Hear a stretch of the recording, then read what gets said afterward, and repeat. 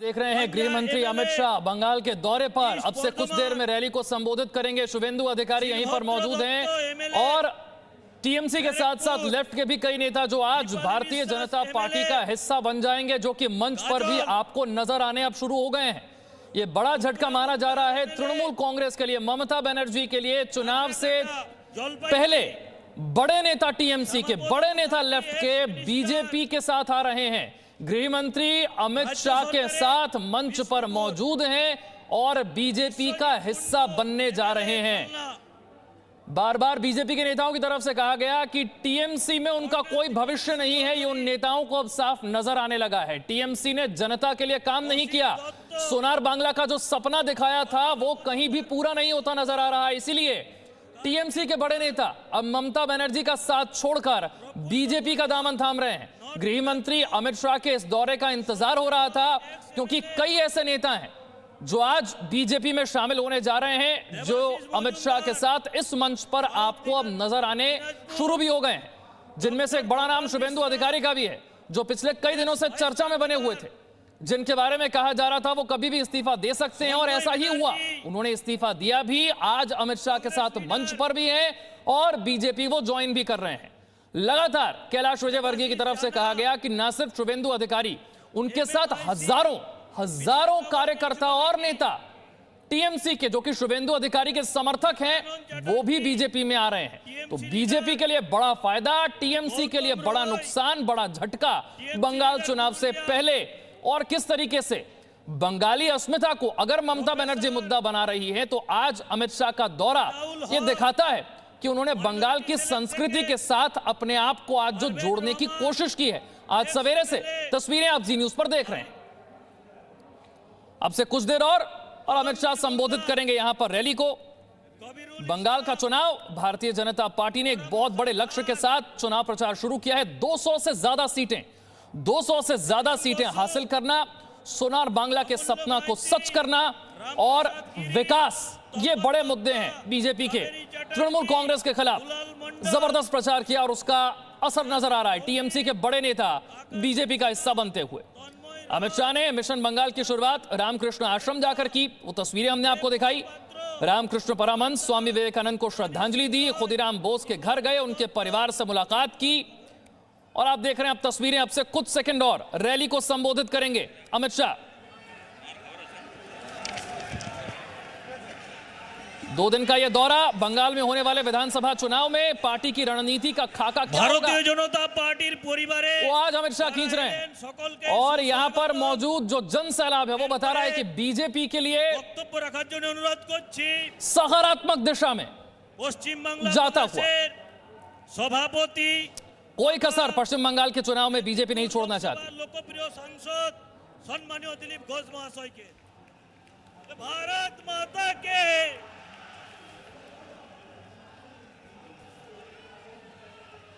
भारत माता की वंदे मातरम।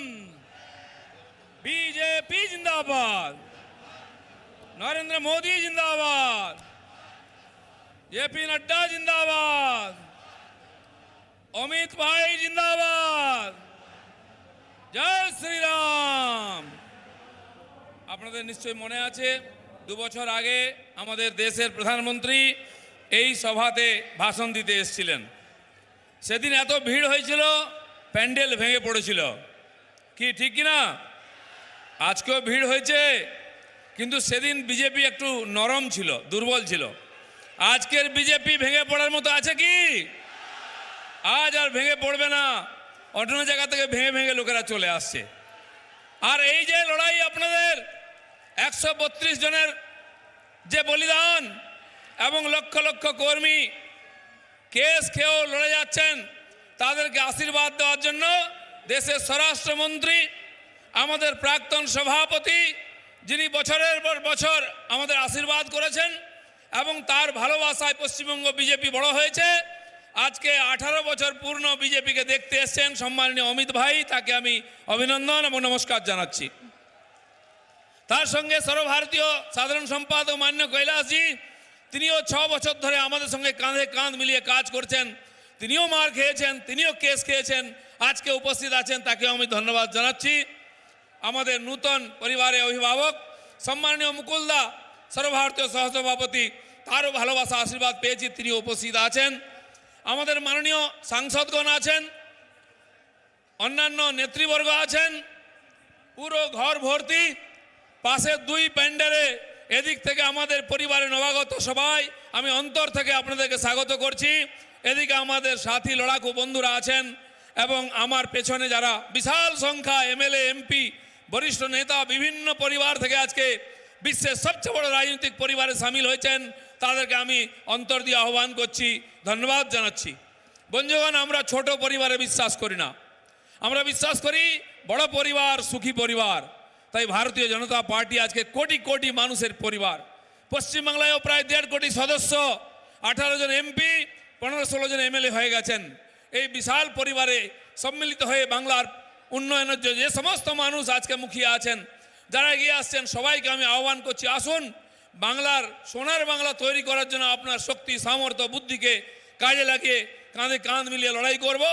এবং যেভাবে মাননীয় প্রধানমন্ত্রী, গৃহমন্ত্রী, মাননীয় সর্বভারতীয় সভাপতির আশীর্বাদ আমরা পেয়েছি, তারপরে বাংলার মানুষের আশীর্বাদ এবং সমর্থন পেয়েছি, আগামী দিনে সেই সমর্থন নিয়ে বাংলার সর্বাঙ্গীন উন্নয়ন হবে। বাংলা ছেড়ে কোনো যুবক আজকে পশ্চিম ভারতে চাকরি করতে যাবে না। বাংলায় শিক্ষা হবে, শিল্প হবে, চিকিৎসার ব্যবস্থা হবে, স্বাবলম্বন হবে। এই জন্য আমরা লড়াই করছি। এই লড়াইতে লক্ষ লক্ষ মানুষ প্রতিদিন সামিল হচ্ছেন। সেই লড়াইতে আর আমাদেরকে সহযোগিতা আশীর্বাদ দেওয়ার জন্য সম্মানীয় অমিত ভাই এসছেন। আমি তাকে আরেকবার ধন্যবাদ জানিয়ে তার ভাষণ শোনার জন্য সবাইকে অপেক্ষা করতে বলছি। একটু চুপচাপ বসুন, শান্তিতে বসুন, খুব তাড়াতাড়ি সভা শেষ হবে। আমি এখানে আমার বক্তব্য শেষ করছি। ধন্যবাদ। ভারত মাতা কি।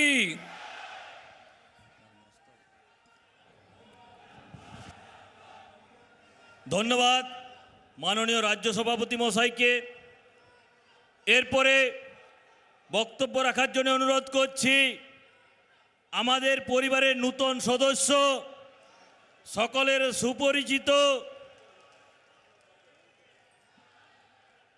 সম্মানীয় শুভেন্দু অধিকারী মহাশয়কে।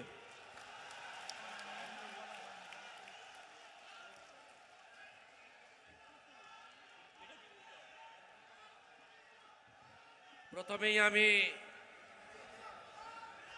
অবিভক্ত মেদিনীপুর জেলার স্বাধীনতা আন্দোলনের পুণ্যভূমি, তাম্রলিপ্ত জাতীয় সরকারের পুণ্যভূমি, শহীদ ক্ষুদিরাম বসু, শহীদ মাতঙ্গিনী হাজরার পুণ্যভূমি, ঈশ্বরচন্দ্র বন্দ্যোপাধ্যায়, বিদ্যাসাগরের মাটি, একদিকে অরণ্য সুন্দরী ঝাড়গ্রাম লালমাটি, অন্যদিকে বঙ্গোপসাগর বালু মাটি, একদিকে খড়গপুর রেলনগরী, অন্যদিকে হলদিয়া শিল্পনগরী। আজকে এই অবিভক্ত মেদিনীপুর জেলার ঐতিহাসিক কলেজিয়েট ময়দান অনেক ঘটনার সাক্ষী, অনেক বিপ্লবের সাক্ষী। সেই মাটিকে প্রণাম করে আপনাদের সকলকে শ্রদ্ধা, শুভেচ্ছা, অভিনন্দন, নমস্কার, জোহার, সালাম জানিয়ে আমি 2-4টি কথা নিবেদন করব। এই বিরাট সভাতে আমাকে বক্তব্য রাখার সুযোগ করে দেওয়ার জন্য আমি প্রথমেই কৃতজ্ঞতা জানাবো সবার সঞ্চালক, সাংসদ, তরুণ নেতা, কুর্মী সমাজের প্রাণের নেতা জ্যোতির্ময় মাহাতোকে। আমি শ্রদ্ধা জানাবো রাজ্য সভাপতি, মেদিনীপুরের সাংসদ, আজকের সভার সভাপতি এবং লোকপ্রিয় নেতা আমাদের সম্মানীয় দিলীপ ঘোষ মহোদয়কে। আর আজকে যিনি আমাকে এই পৃথিবীর সবচেয়ে বড় পার্টি, আজকে যে পার্টি জাতীয়তাবোধ, দেশপ্রেম, বহুত্ববাদে বিশ্বাস করে, যে পার্টি গীতার যে সেই কথা বহুজন সুখায় বহুজন হিতায় বসুধৈব কুটুম্বকম, সেই নীতিকে বিশ্বাস করে, সেই ভারতীয় জনতা পার্টি পরিবারে আমাকে একজন প্রাথমিক সদস্য হিসেবে গ্রহণ করলেন, তিনি আমার বড় ভাই, আমার দাদা, দেশের আন বান শান স্বরাষ্ট্রমন্ত্রী, এবং যিনি 19 সালে লোকসভা নির্বাচনে জেতার পরে 8 মাসের মধ্যে যশস্বী প্রধানমন্ত্রী নরেন্দ্র দামোদর দাস মোদীর নেতৃত্বে যা যা প্রতিশ্রুতি দিয়েছিলেন পূরণ করেছেন, তিনি আর কেউ নয়, তিনি অমিত শাহজি। অমিত শাহজির সঙ্গে আমার সম্পর্ক কতদিনে। তিনি তখন মহামন্ত্রী পার্টির, অল ইন্ডিয়া জেনারেল সেক্রেটারি, পূর্ব ইউপি চার্জে। 14 সালে লোকসভা নির্বাচনে তিনি দলকে জিতিয়েছেন, ইউপিতে ঝড় বইয়ে দিয়েছেন। তখন অশোক রোডের পুরনো পার্টি অফিস, তার সামনে একটা ছোট্ট ঘরে অমিতজি আমাকে দর্শন দিয়েছিলেন। আর সেই দর্শনে সুযোগ করে দিয়েছিলেন এখন উত্তরপ্রদেশের স্বাস্থ্যমন্ত্রী আমাদের সিদ্ধার্থনাথ সিনহা। তিনি কোনোদিন আমাকে বিজেপিতে যোগ দিতে একদিনও বলেননি। তিনি ভাইয়ের মতো ভালোবাসতেন। আমি যখন কোভিডে আক্রান্ত হই, আমার দলের লোকেরা 21 বছর যাদের জন্য করেছি, যাদের জন্য অকৃতদার থেকে গ্রামে গ্রামে ঘুরেছি, তারা আমার খোঁজ নেয়নি। অমিতজি আমার খোঁজ দুবার নিয়েছে, তাকে আমি কোটি কোটি নমন জানাই। এই সভাতে কৈলাস বিজয় বর্গীজি আছেন, তার পরিচয় আলাদাভাবে দেব না। সুসংগঠক আছেন আমাদের সর্বভারতীয় সভাপতি মুকুল রায়, আমাকে সব সময় উৎসাহিত করেছে, শুভেন্দু আত্মসম্মান বোধ যদি তোর থাকে, তুই তৃণমূলে থাকবি না, তোর কিচ্ছু দরকার নেই, চলে আয়, আমরা সম্মান নিয়ে বেঁচে থাকতে পারবো। আজকে তার কথাও রাখতে পেরেছি। কেন্দ্রীয় মন্ত্রী দেবশ্রী চৌধুরী আছেন, সাংসদরা আছেন, মোর্চার সভাপতিরা আছেন, স্বপনদার মতো নেতারা আছেন। অর্জুন সিং এর মতো 100 কেস করেছে ওর বিরুদ্ধে, মেরে ফেলার চক্রান্ত হয়েছে। আমার ভাই মনীষকে কেড়ে নিয়ে গেছে।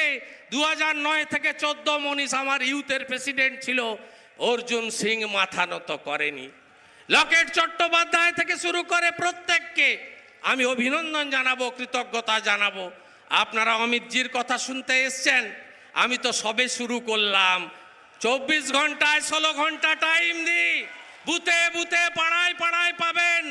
আশ্বস্ত করছি আপনাদের সমীর দাসকে, আশ্বস্ত করছি সুকময় শতপথীকে, আশ্বস্ত করছি অন্তরা ভট্টাচার্যকে, আশ্বস্ত করছি নবারুণ নায়ককে, আশ্বস্ত করছি অনুপ চক্রবর্তীকে। শুভেন্দু মাতব্বরি করতে তৃণমূলে বিজেপিতে আসেনি, তৃণমূল ছেড়ে। শুভেন্দু আপনাদের উপরে খবরদারি করবে না। শুভেন্দু কর্মী হিসেবে যা পার্টি নির্দেশ দেবে তাই পালন করবে। পতাকা লাগাতে বললে লাগাবো, দেওয়াল লিখন করতে বললে করব। আমি ছাত্র রাজনীতি থেকে উঠে এই জায়গায় এসেছি, সিঁড়ি দিয়ে উঠতে উঠতে এসেছি। আমাকে বিশ্বাসঘাতক বলছে কে? বলছে যারা 98 সালে তৃণমূল প্রতিষ্ঠার পরে অটলজি ভারতরত্ন, তার আশীর্বাদ না পেলে বাড়ি থেকে বেরোতে পারত না। আপনারা বলুন, 98 সালে যখন তৃণমূল প্রতিষ্ঠা হয়, কার শরিক ছিল এনডিএর পার্টনার?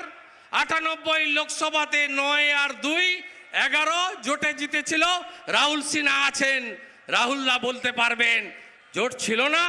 99-তে আমি পার্টি জয়েন করেছিলাম, আমার পুরনো পার্টি তৃণমূল কংগ্রেস। 9 আগস্ট ভারত ছাড়ো আন্দোলনের বর্ষপূর্তিতে ডক্টর নীতিশ সেনগুপ্ত এনডিএর প্রার্থী ছিলেন, তাকে কাঁথি থেকে জিতানোতে আমাদের ভূমিকা ছিল না। এই মাঠে কয়েকদিন আগে তৃণমূল নেত্রী বলেছেন, দল গঠনের পরে কাঁথিতে লড়েছিলাম, আমরা দ্বিতীয় হয়েছিলাম। উদ্দেশ্যটা কি? যে অধিকারীদের বাদ দিয়ে দ্বিতীয় হয়েছিলাম। হ্যাঁ, আপনি এবারেও দ্বিতীয় হবেন, প্রথম হতে পারবেন না। প্রথম ভারতীয় জনতা পার্টি হবে, সরকার তৈরি করবে। আমার প্রিয় ভারতীয় জনতা পার্টির কর্মী সমর্থক 135 জনের আত্মবলিদান খুব কষ্ট হয় দেখলে।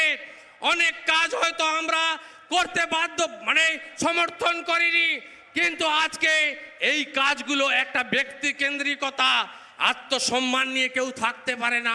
যেখানে আস্থা নেই, যেখানে বিশ্বাস নেই, যেখানে সম্মান নেই, সেখানে থাকবো না।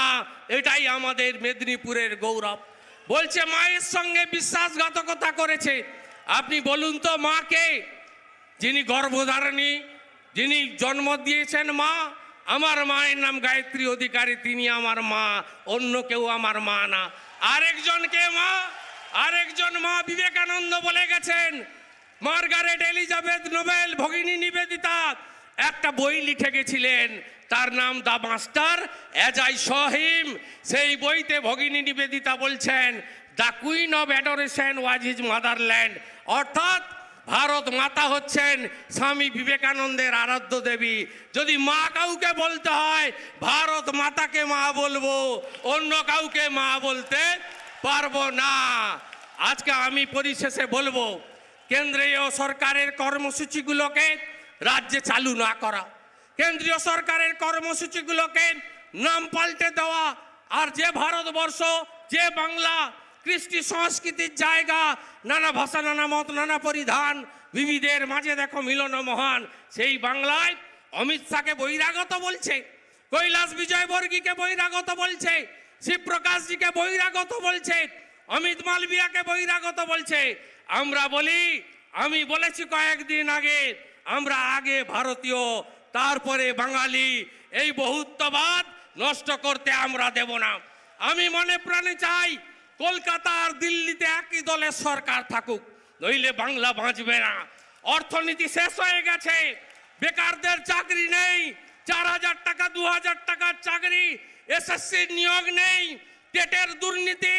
এটা থেকে যদি বেরিয়ে আসতে হয়, যশস্বী প্রধানমন্ত্রী নরেন্দ্র মোদীর হাতে বাংলাকে তুলে দিতেই হবে, দিতেই হবে, দিতেই হবে।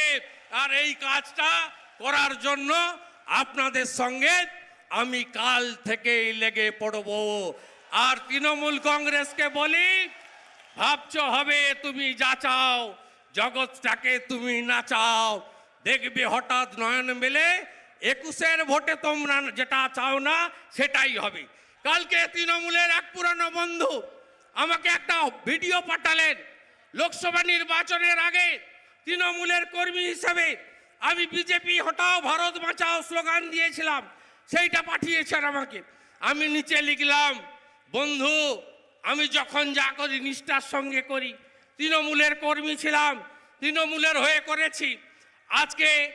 আজকে কালকে যাচ্ছি মেদিনীপুরের কলেজ মাঠে, সেখানে গিয়ে বলবো, তোলাবাজ ভাইপো হাঁটাও, তোলাবাজ ভাইপো হাঁটাও, তোলাবাজ ভাইপো হাঁটাও।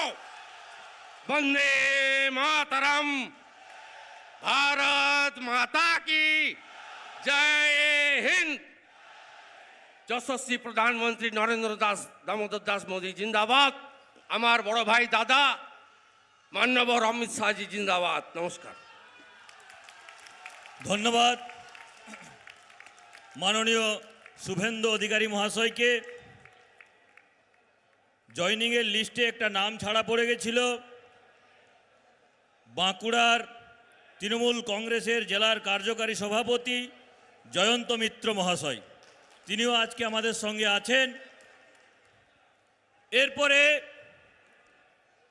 যাকে শোনার জন্যে আপনারা প্রত্যেকটা ঘন্টাকে বছরের মতো অনুভব করেছেন, সেই সুবক্তা, দক্ষ সংগঠক, ভারত সরকারের যশস্বী স্বরাষ্ট্রমন্ত্রী, যার নেতৃত্বে ভারতীয় জনতা পার্টি বিশ্বের সর্ববৃহৎ দল হিসেবে প্রতিষ্ঠা লাভ করে, সেই নেতাকে আমি বক্তব্য রাখার জন্য আমন্ত্রণ করছি। মাননীয় অমিত ভাই শাহ। বলে ভারত মাতা কে, বলে ভারত মাতা কে জয় শ্রী রাম।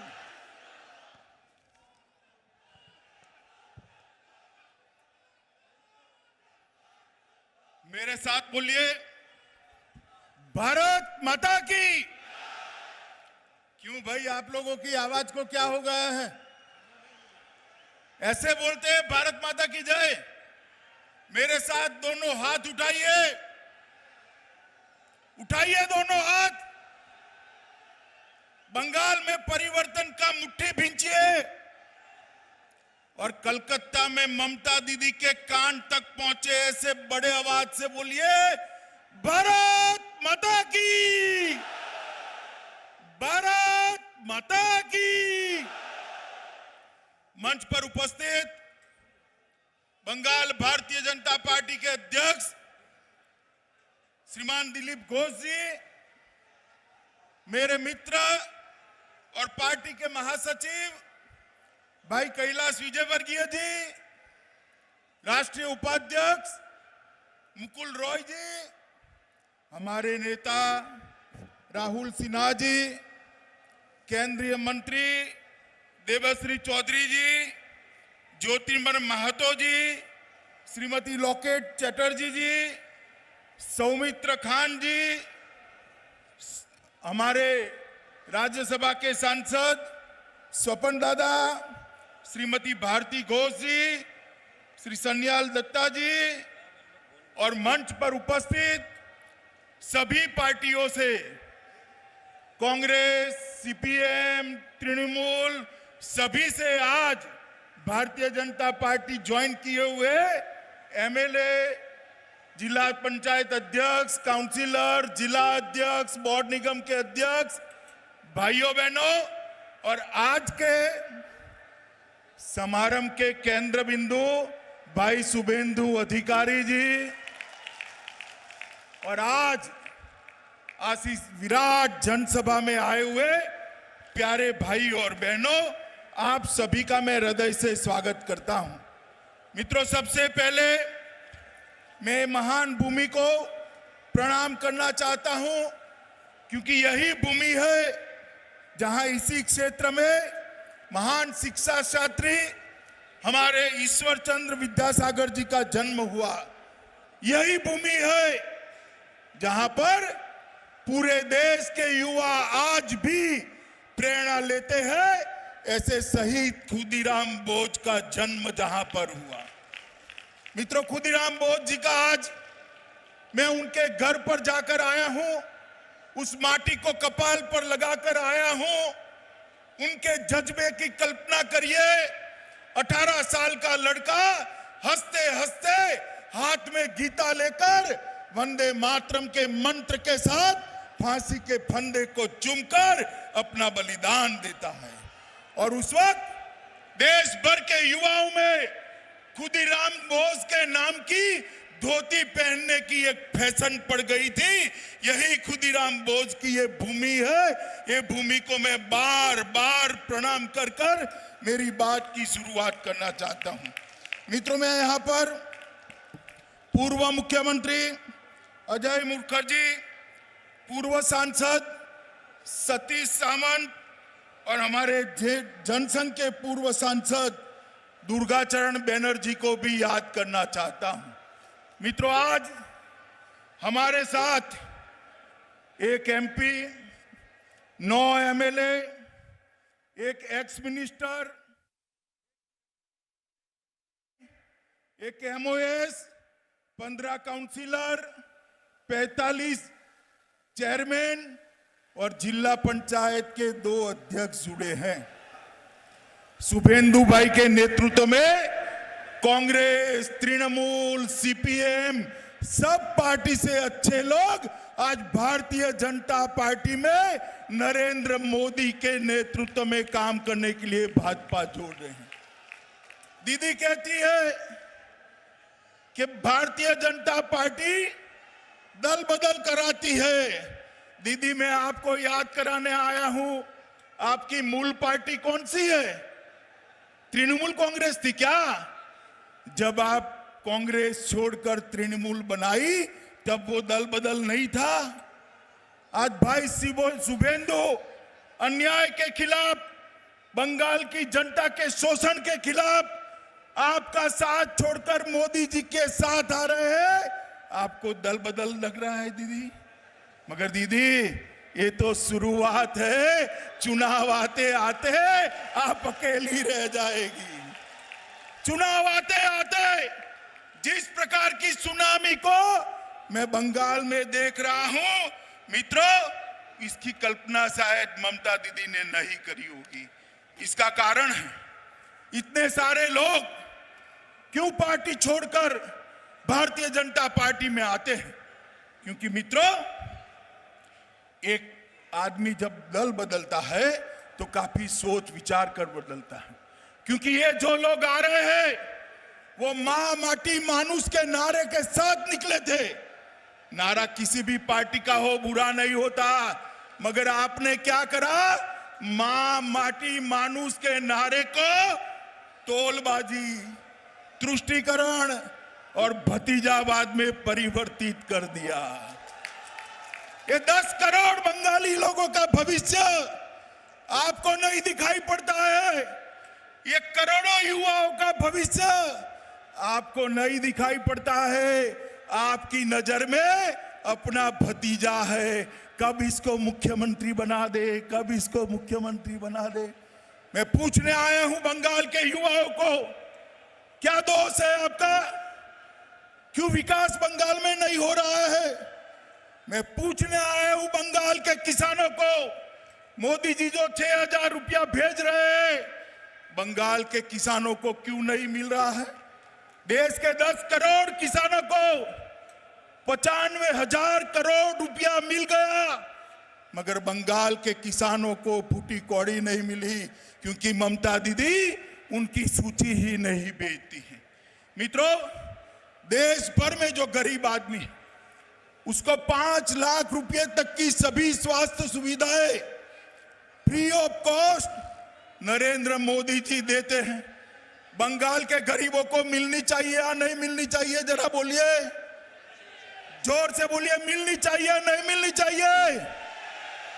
ये ममता दीदी है तब तक बंगाल के गरीबों को आयुष्मान भारत योजना का फायदा नहीं मिलेगा।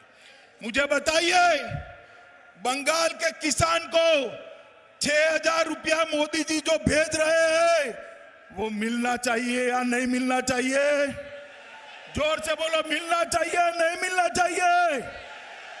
मगर किसान भाइयों, जब तक आप ये तृणमूल कांग्रेस को उखाड़ कर नहीं फेंक देते, आपको ये 6,000 रुपया नहीं मिलने वाला है।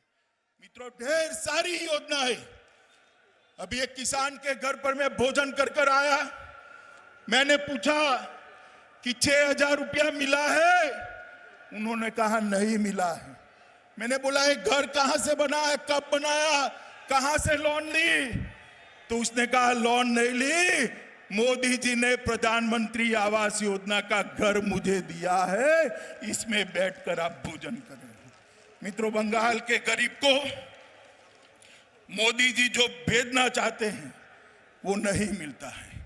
और आज सुबह में अखबार देखता था, कुछ बड़बोले नेताओं ने कहा तृणमूल को कोई हरा नहीं सकता। मैं उनको याद कराना चाहता हूं कि संसद के चुनाव के अंदर आप कहते थे बीजेपी का खाता नहीं खुलेगा। हमारे दिलीप घोष की अध्यक्षता में मोदी जी के नेतृत्व में 18 से ज्यादा सीटें बंगाल की जनता ने दी है।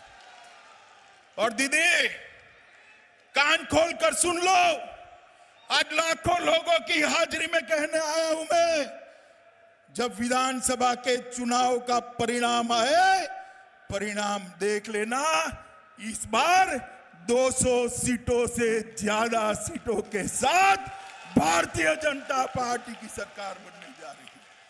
क्योंकि आपने वादा किया था बंगाल के विकास का। बंगाल का तो कोई विकास नहीं हुआ। यहां पर टोलबाजी बढ़ गई, गुंडों को शरण मिली। आपने वादा किया था भ्रष्टाचार हटाने का। मोदी जी ने अम्फान तूफान के लिए जो पैसे भेजे, सारे के सारे तृणमूल के गुंडों के पॉकेट में चले गए। मित्रों, पॉकेट में। मोदी जी ने कोरोना के कालखंड में गरीबों के लिए 8 महीने तक अनाज बेचा। सारा का सारा अनाज तृणमूल के गुंडे चपत कर गए, बंगाल के गरीबों को नहीं मिला। हाईकोर्ट ने ऑर्डर करना पड़ा कि इसकी सीएजी से जांच हो। ममता दीदी शर्म आनी चाहिए, आपको शर्म आनी चाहिए। गरीब के पेट का अनाज आपकी पार्टी के कार्यकर्ता लूट कर ले गए हैं, इसलिए आपको बंगाल की जनता नहीं चाहती। मित्रों, अभी अभी हमारे पार्टी के अध्यक्ष श्रीमान नड्डा जी आए थे। उनके गाड़ी के कॉनवे पर बड़े बड़े पत्थर मारकर हमला किया गया। दीदी, क्या आप समझती हो कि इससे हम डर जाएंगे क्या? हमारे 300 से ज्यादा कार्यकर्ता की जाने गई है, मगर दीदी सुन लो, जितनी हिंसा करोगी भारतीय जनता पार्टी का कार्यकर्ता इतनी जोर से आपका सामना करेगा। मित्रों, यह पश्चिम मेदिनीपुर में हमारे बच्चू बेरा को मार दिया, जगदल से मिलान हल्दर को मार दिया, हावड़ा से किंकर माझी को मार दिया, कूच बिहार से रोहिदास विश्वास को मार दिया, आरामबाग से आमिर अली खान को मार दिया, झारग्राम से रामपदा बेरा को मार दिया, कांठी से शेख अजहर को मार दिया, बीरभूम से शंकरी बागड़ी को मार दिया, बिसरुपुर से गोपाल चंद्र पाल को मार दिया और पुरुलिया से शिशुपाल सोशीस को मार दिया। कितने लोगों को मालूम? ये लाखों लोगों की भीड़ देख लीजिए दीदी, पूरी बंगाल आज आपके खिलाफ खड़ा हो गया है। पूरा बंगाल आपको हटाने के लिए एक साथ आ गए। मुझे बताओ भाइयों बहनों, बंगाल के अंदर परिवर्तन करना है या नहीं करना है? जोर से बोलो दीदी, तक आवाज जानी चाहिए। परिवर्तन करना है या नहीं करना है? दीदी सुन लीजिए आवाज, बंगाल की जनता की आवाज है। मित्रों, मैं आज ज्यादा बात करना नहीं चाहता, आपको सिर्फ इतना ही कहना चाहता हूं, बंगाल के किसान की समस्या का हल मोदी जी के नेतृत्व में भारतीय जनता पार्टी की सरकार बनाना, बंगाल के मजदूरों का समस्या का समाधान मोदी जी के नेतृत्व में भारतीय जनता पार्टी की सरकार बनाना, बंगाल के अंदर आए दिन बम धमाके होते हैं, इसको बंद करने का काम मोदी जी के नेतृत्व में भारतीय जनता पार्टी की सरकार ही कर सकती। ये सारी समस्याओं का समाधान केवल और केवल भारतीय जनता पार्टी कर सकती है। इसलिए चुनाव तक हम सभी भारतीय जनता पार्टी के कार्यकर्ताओं ने तृणमूल कांग्रेस को हराने के लिए काम करना है। आज कम्युनिस्ट पार्टी, कांग्रेस और तृणमूल कांग्रेस से जो यहां पर आए हैं, भारतीय जनता पार्टी ज्वाइन किए हैं, भाई शुभेंदु, उनके सारे साथी, कम्युनिस्ट पार्टी के एमएलए, इनके साथी, कांग्रेस पार्टी के एक्स एमपी एमएलए, उनके साथी, ये सभी का मैं आज मन से भारतीय जनता पार्टी में स्वागत करता हूं और बंगाल की जनता का अंत में आह्वान करना चाहता हूं कि एक बार आपने 3 दशक तक, जरा सुनो भैया, 3 दशक तक कांग्रेस को मौका दिया या नहीं दिया? दिया है ना? कम्युनिस्ट को 27 साल मौका दिया या नहीं दिया? ममता दीदी को 10 साल दिया या नहीं दिया? एक 5 साल भारतीय जनता पार्टी को दे दीजिए, हम बंगाल को सोनार बांग्ला बनाकर रहेंगे। मुझे बताइए, भारतीय जनता पार्टी की सरकार बनाएंगे? जोर से बोलिए, बनाएंगे? मोदी जी के हाथ मजबूत करेंगे? यहां पर तृणमूल कांग्रेस को उखाड़ कर फेंक देंगे? तो मेरे साथ दोनों हाथ उठाइए, उठाइए दोनों हाथ, विजय के निश्चय की मुट्ठी बींचे और मेरे साथ बोलिए, जय श्री राम, जय श्री राम, जय जय श्री राम। भारत माता की वंदे वंदे।